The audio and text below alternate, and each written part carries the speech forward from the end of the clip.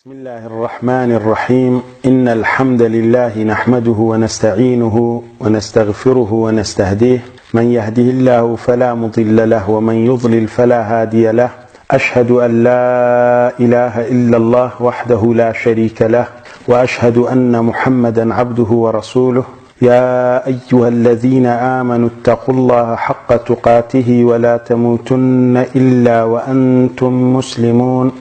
يا أيها الناس اتقوا ربكم الذي خلقكم من نفس واحدة وخلق منها زوجها وبث منهما رجالا كثيرا ونساء واتقوا الله الذي تساءلون به والأرحام إن الله كان عليكم رقيبا يا أيها الذين آمنوا اتقوا الله وقولوا قولا سديدا يصلح لكم أعمالكم ويغفر لكم ذنوبكم ومن يطع الله ورسوله فقد فاز فوزا عظيما فإن أصدق الحديث كلام الله وخير الهدي هدي محمد صلى الله عليه وسلم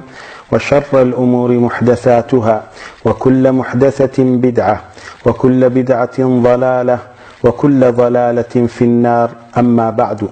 اللهم طهر قلوبنا من الشبهات والشهوات وأعمالنا من الرياء مسلمانانی بەڕێز و سەنگین خۆشحاڵ و بەختەوەرین پێتان دەگەین بۆ پێشکەشکردنی زنجیرەیەک لە وتاری گرنگ و مهم دەربارەی هەڵبژاردن و دەنگدان لە دیرگای قورئان و فەرموودا بە پشتیوانی خوای پەروەردیگار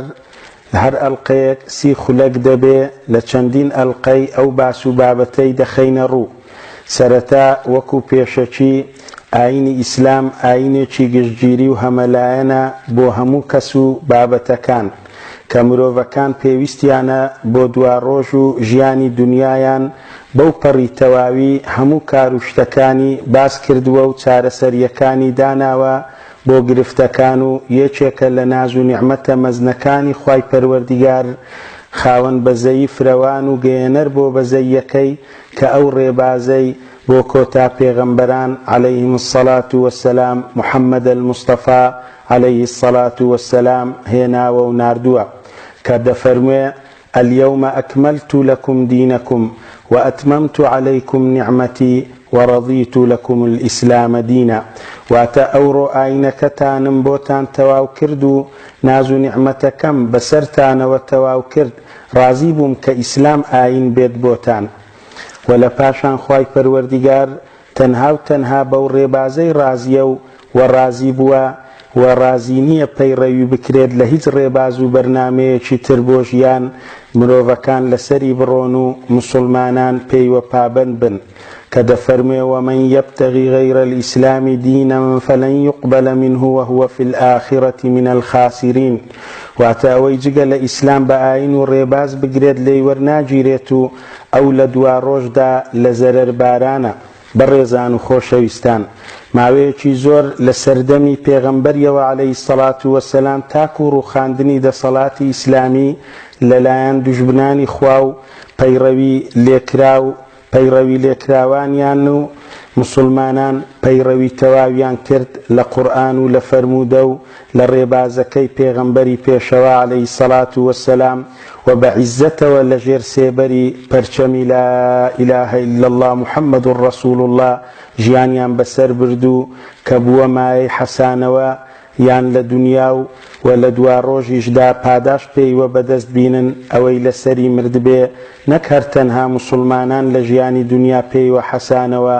بەڵکو کافر و بێبڕوایانیش ئەوانی ئەهلی ذیممە بوون لە چوارچێوەی وڵاتی مسلماناندا کە ژیانیان بەسەر برد خۆشیان دیت و حەسانەوە و مافیان پارێزراو بوو لە دوای نەمانی دەسەڵاتی مسلمانان و ڕووخاندنی خەلافەتی ئیسلامی لەلایەن دوژمنانی ئیسلامەوە بە دڵنیاییەوە ئەو کاتەی بۆ گەڕاندنەوەی شکۆی مسلمانان و جێبەجێکردنی جارێکی تر حکمی خوا و قورئان لە زەویدا ماسۆنیەتی جیهانی هەموو پێڕ و شوێنکەوتوانیان هەستان بەوەی هێدی کار و شتەکانیان هێنا ناو ئەو وڵاتانەی کاتێک هەبوو کە حکومیان دەکرد بە قورئان و شتەکانیان لەبیر بردنەوە و ئاینی ئیسلامیان لەناو کردن و ویان لێکردن کەواچی تر پابەند نەبن بە دروشم و خاڵەکانی قورئان و فەرموودەی پێغەمبەر عەلەیهی سەڵات وەسەلام تاوەکو نەتوانن جارێکی تر دەسەڵات بگرنەوە دەست لەسەر ڕووی زەوی و پەیڕەوی بکەن لە قورئان و لە سوننەت. یەکێک لەو فێڵ و چاواشەکاریانەی کەواکردیان و هێنایەنە ناو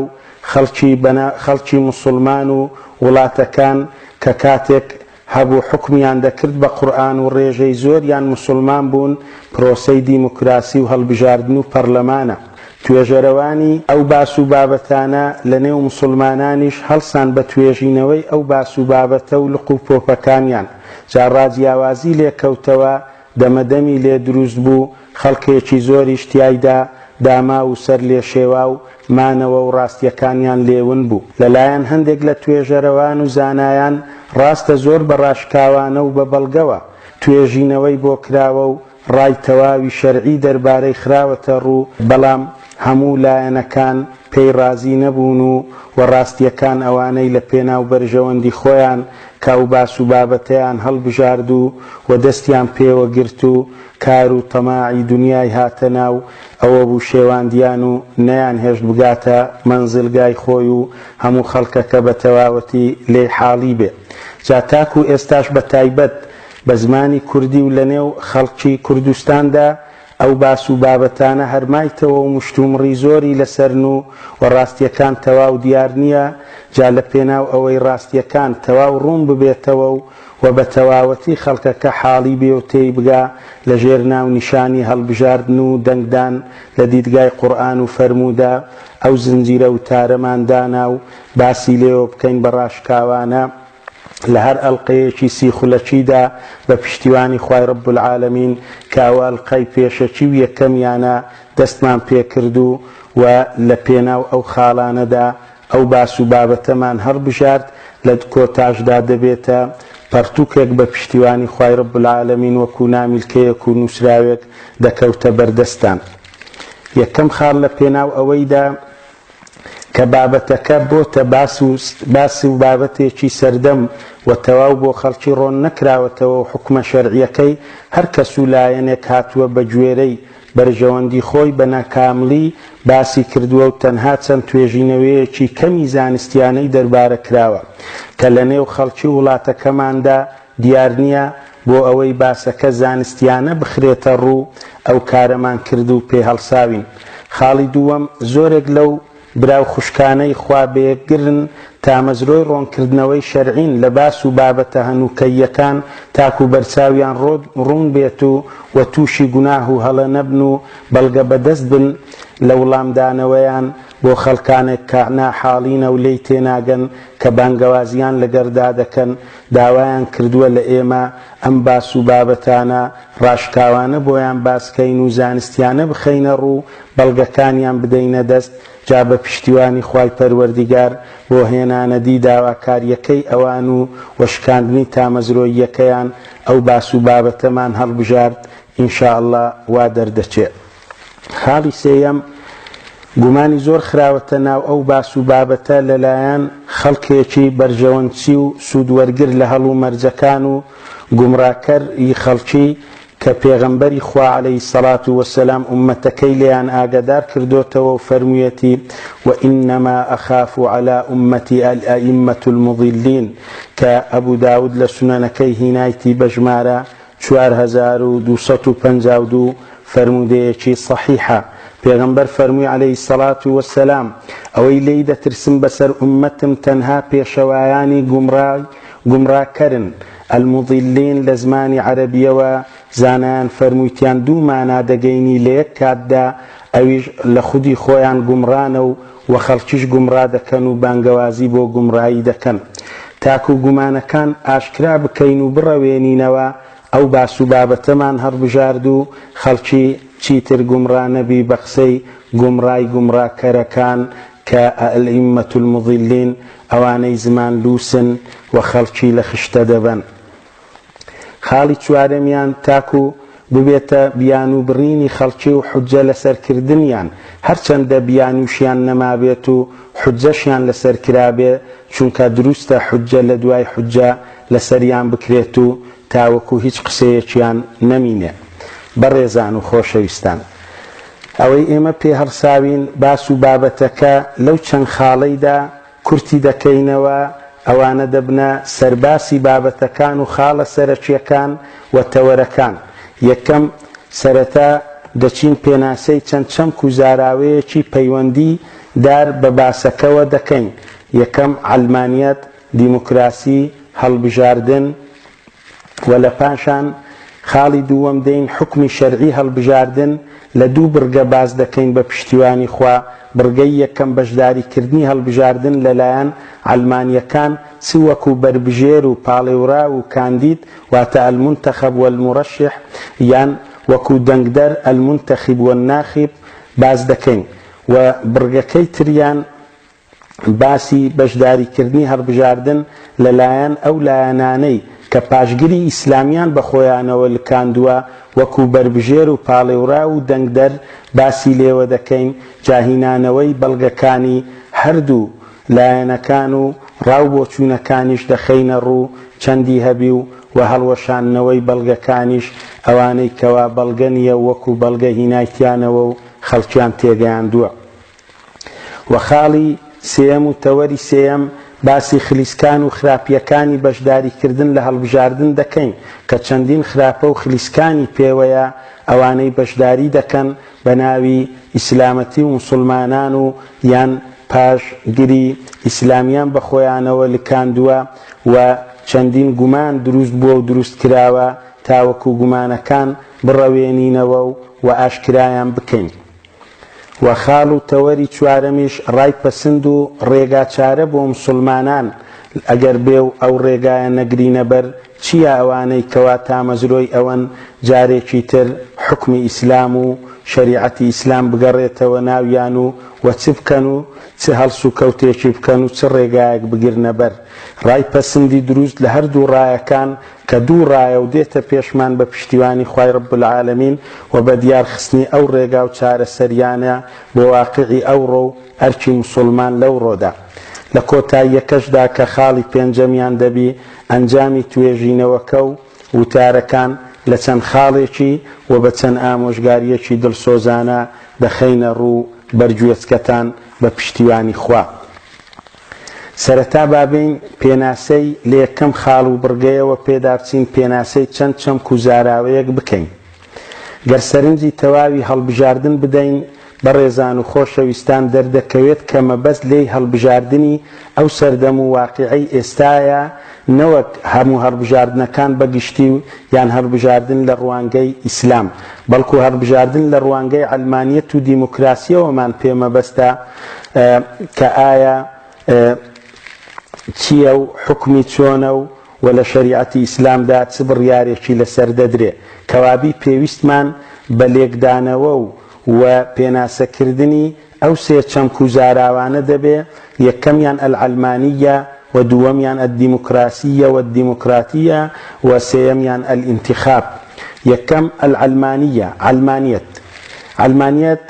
وەرگێڕانی دروست بۆ ئەو وشەیە وەکو توێژەرەوان دەڵێن لەوانە سەفەر حەوالی دەڵێ ئەللادینیەیە واتە بێدینی نەک لە عیلم و زانستی وەرگیرابی یان ئەددونیەویەیە واتە دنیایی و دش بە ئاین ژیان.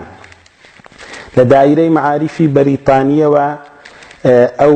باسە و پێناسە و چەمکە ڕۆن کراوەتەوە وەکو سەفەر حەوالی لە کتابەکەی خۆی العەلمانیە نەشأتها وتطورها وآثارها في الحياة الإسلامية المعاصرة لە لاپەڕە 21 تا 22 بە جوانی هەموو ڕاوبۆچوونەکانی کۆ کردیتەوە و لەسەریان دەدوێ و ئێمەش لەوێمان وەرگرتیە کە دەڵێتن بریتیە لەوەی دائیرەی مەعاریفی بەریتانی پێناسەی چەمکی العەلمانیەت دەکا دەڵێ هي حركة اجتماعية تهدف إلى صرف الناس وتوجيههم من الاهتمام بالآخرة إلى الاهتمام بهذه الدنيا وحدها. دەڵێ واتە عەلمانیەت بریتیە لەو جوولانەوە کۆمەڵایەتیەی ئامانجی دەبێت بۆ لادانی خەڵکی و ئاراستەکردنیان لە بایغدان بە دواڕۆژ بۆ بایغدان تەنها بە دنیا و دروشمە سەرەکیەکانی علمانیەت و بنەمایەکەی لەسەری دەڕۆن فەصل الدین عن الحیاتە نەک عن الدەولە بەتەنها ئەوەیان هەڵەیە مەبەست پێ ئەوەیە واتە جیاکردنەوەی ئاین لە ژیان لە گشتی ژیاندا و لە کایەکانی ژیان جیا بکرێتەوە نەک بەتەنها لە دەوڵەت و دەسەڵات و لە پاشان یەکێکی تر لە خاڵەکانیان ئیقامەت الحەیاتی عەلا غەیری الدین واتە وەستاندنی ژیان لە سەرجگە لە ئاین جا لە پاشان دەتوانین بڵین علمانیەت کراوەتە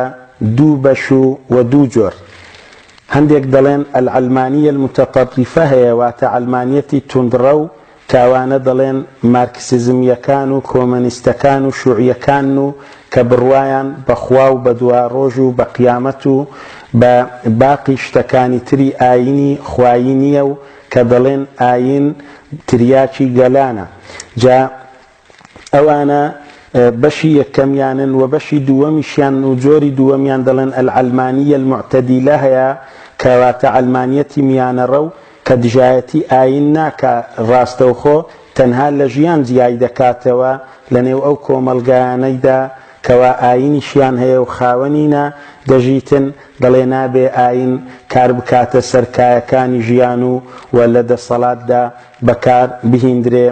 ئەوەشیان جۆری دووەمە بەڵام ئەگەر لە ڕوانگەی ئیسلام سەرنجی بدەین بە دڵنیاییەوە هەردوو جۆرەکانی علمانیەت سەبارەت بە حکمی ئیسلام هەریەکن لە ڕووی ئەوەی کەوا شرک و کوفریە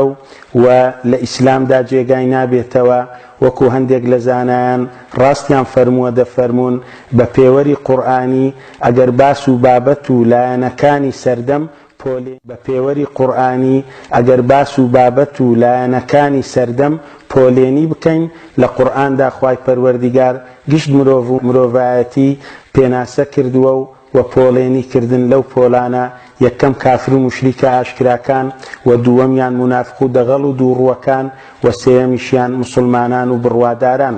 یەکەم کافر و مشریکە ئاشکراکان ئەوانەی بە ئاشکرا کوفری و شرک دەکەن و ملحیدن و فڕیان بەسەر ئیسلامەوە نییە ئەوانە هەمویان دەگرێتەوە واتە بەشەکەی یەکەم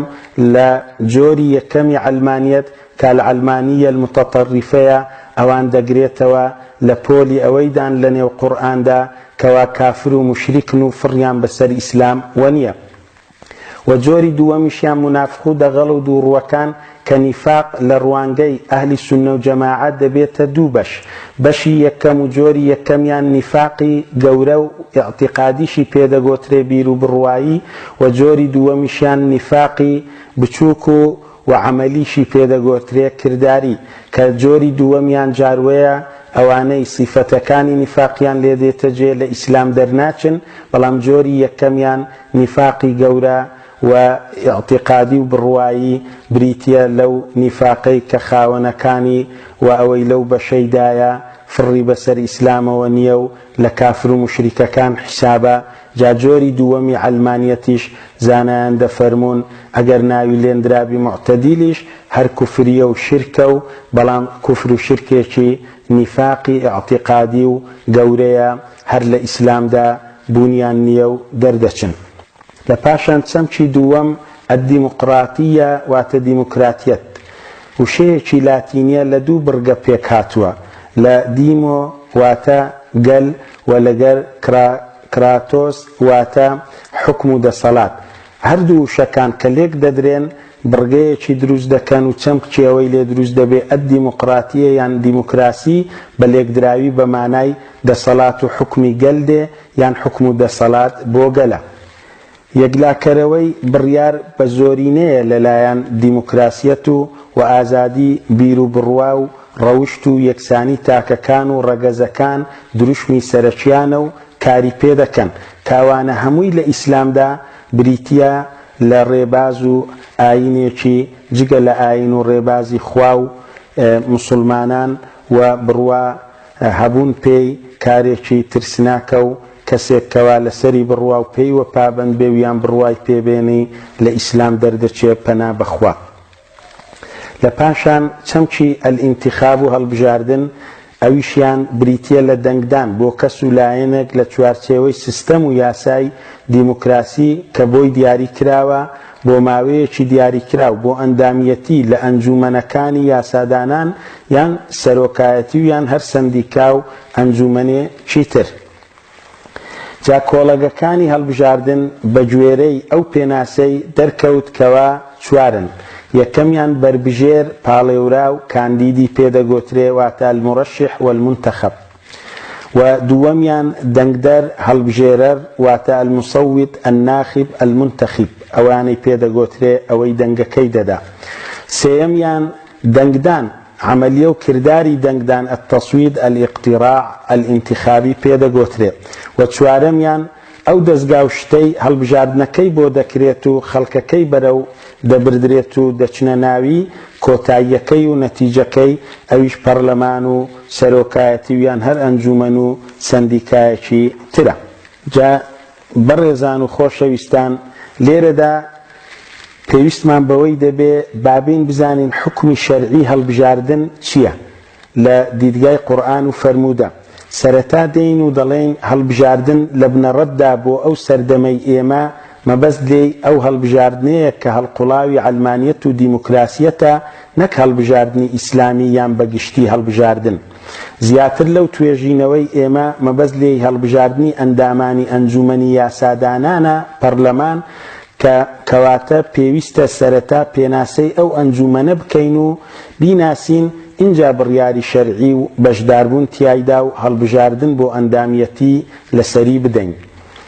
سەرەتا ئەنجومەنی یاسادانان و پەرلەمان. ئێمە ئەو چەمکوزاراوەمان بۆ هەڵبژارد ئەنجومەنی یاسادانان پڕ بە پێستیەتی هەیە. لە هەندێک وڵاتان دەگوترێ ئەنجومەنی گەل، لە هەندێک وڵاتان دەڵێن ئەنجومەنی نوێنەران، بەڵام مانایە تەواوەکەی و ئیش و سیفەتە سەرەکیەکەی ئەو ئەنجومەنەی یاسادانانە و کە پێی دەگوترێ پەرلەمان. ئەو ئەنجومەنە بەو چەند ناوانە ناسراون: ئەنجومەنی نوێنەران، ئەنجومەنی یاسادانان، ئەنجومەنی گەل، پەرلەمان یان ئەنجومەنی نیشتیمانی. هەر یەک لەو ناوانە لە خۆی دەگرێت لە هەر وڵات و شوێنێکی ناوێک لەو ناوانەی لێندراوە، بەڵام کۆی و کۆکەرەوەی هەر هەمویان ئەوانە ئەو ئەنجومەنن کە یاسا دادەڕێژن و دادەنێن بە زۆرینەی دەنگ یەکلای دەکەنەوە. ئەنجومەنی نوێنەران و ئەنجومەنی یاسادانان بابزانین پێناسەی بکەین چییە. بریتیە لەو ئەنجومەنەی کە کۆمەڵێک لە ئەندامان لەخۆوە دەگرێت کە لە ڕێگای هەڵبژاردن و بەو سیستەم و یاسایانەی کە بۆی دانراوە کەسەکە یان لایەنەکە دەبێتە ئەندام بۆ ماوەیەکی دیاری کراو. کاری بنەڕەتی ئەو ئەنجومەنە بریتیە لە دانانی یاساکان کە کاروباری کۆمەلگا لەخۆوە دەگرێت و پێی بەڕێوە دەچێت، و چاودێریکردنی دەسەڵاتی جێبەجێکردن دەکات و دەسەڵاتی قەضایی دەکات، پەیوەستی دەکات بە دەستور و یاساکان، ئەوەش لە ڕێگای ئامراز و ئالیەتە جۆرا و جۆرەکان بە گوێرەی هەموو سیستەمەکان. کەواتە کار و ڕۆڵی سەرەکی ئەو ئەنجومەنە دوو خاڵە. یەکەم داڕشتنی یاساکان و سیستەمانەی کە نیشانەی سیاسەتی دەوڵەت و حکوومەتە لە ناوەوە و لە دەرەوە دیاری دەکات و دایدەڕێژی. دووەمیان چاودێری و پێداگری لەسەر جێبەجێکردنی یاساکان لەلایەن جێبەجێکاران و دادوەری ئەوانەی تەنفیدی و قەضایی پێدەگوترێ، و لێپرسینەوە لە کاتی جێبەجێ نەکردن و یان کەمترخەمی لێیان. کەواتە هەم یاسا دادەنێن و تەشریع دەکەن و ئەنجام دەدەن، هەم بە دوای جێبەجێکردنیەوە دەبن و پێداگری لەسەری جێبەجێکردنی دەکەن. ئەو باس و بابەتانەی باس دەکرێن و دەدرێنە دەنگدان ئەوانن: یەکەم، هەموو باس و بابەتێک چەند پیرۆز و بەرز و بڵند و شکۆداریش بێت، ئاساییە بەلایەنەوە بدرێتە دەنگدان و دەنگی زۆرینە یەکلای دەکاتەوە ئەگەر کار و شتەکە بڕیاری یەکلاکەرەوەی شەرعیشی لەسەر هەبێت و ئاینی خوا بێت. هەر ئەوەی بۆ هەیە و دەدرێتە دەنگدان و زۆرینە یەکلای دەکاتەوە. دووەم، ئەندامەکان ئازادن لە هەر قسەوتانە و تەشەرێک لە هەر بیر و بڕوا و کەسێکی بدەن، ئەگەر ئەو بیر و بڕوایە هی خوا و ئیسلامیش بێت پەنا بەخوا، و کەسایەتیەکە پێغەمبەری خوا و صلی الله علیه وسلم هاوڵانیش بن، خوا لێیان ڕازی بێت. پێش هەموو شتێک ئەوەی خۆی هەڵدەبژێرێت لە سەرەتاوە دەبێت دان بنێت بە یاساکانی کۆمۆسیۆنی هەڵبژاردن و ڕازی بێت بە دیموکراسیەت ئەگەر ببێتە ئەندامیش بڕوای وابێت کە دەبێت دان بنێت بە شەرعیەتی ئەنجومەنەکە و ئەو مافەی یاسادانانیشی دان پێدا بنێت و سوێند لەسەر پابەندبوون و پاراستنی یاسایەکان بخوات. لە ئەگەری دۆڕاندن و دەرنەچوونیشی دەبێت دان بنێت بە سەرکەوتنی بەرامبەرەکەی ئەگەر هەر بیر و بۆچوونێکی هەبێت تەنانەت مولحید و بێبڕوا و کۆمەنیستیش بێت هەر دەبێت ئەو دانی پێدا بنێت ئەگەر دش بەخوا و بە پێغەمبەر و عەلەیهی سەڵات وسەلام ئاینی ئیسلامیش بێت پیرۆزبایی بردنەوەی لێ بکات و گۆڕەپانەکەی پۆچۆل بکات و پێی ڕازی بێت. لە کۆتایی ئەڵقەی ئەو جارەمان بەڕێزان و خۆشەویستان دەگەینە سەر ئەوەی لەبەرەوەی کاتمان بەدەستەوە نما تەنها ئەوەی باز دەکەین ئەو لایەن و کەسانەی بەشداری هەڵبژاردن دەکەن دوو جۆرن. یەکەمیان لایەن و کەسی عەلمانی، دووەمیان لایەن و کەسی کە پاشگیری ئیسلامیان بە خۆیانەوە لکاندووە. پێناسەی هەردوو لایەنەکە و بڕیاری شەرعی بۆ بەشداری دەنگدان پێیان لە هەڵبژاردندا. سەرەتا پێناسەی لایەنی یەکەم و کەسیەکانی عەلمانی کە مەبەست لێ ئەو لایەن و کەسانەیە بە گوێرەی عەلمانیەت بیر دەکەنەوە و پەیڕەوی لەو بیر و بڕوایەدا دەکەن کە ئاین کارێکی کەسیە و نابێت لەگەر دەوڵەت و حکوومەت و